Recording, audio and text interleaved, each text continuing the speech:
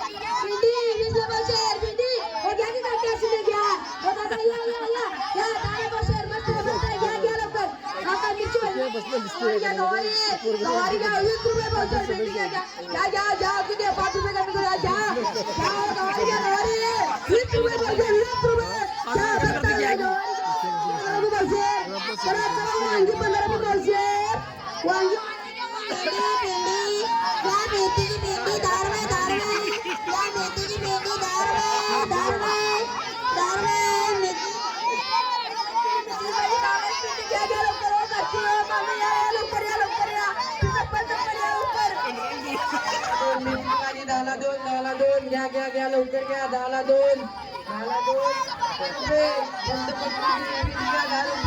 पंतप्रधानांची पेंडी घ्या 10 रुपये.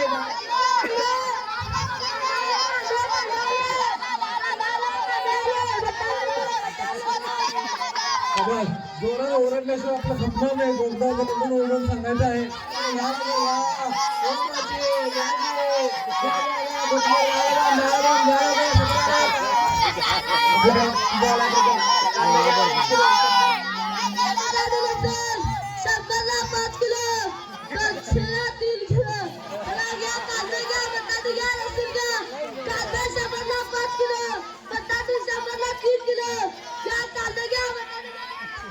हॅलो, 1 2 3 बाजार संपलेला आहे. शांत.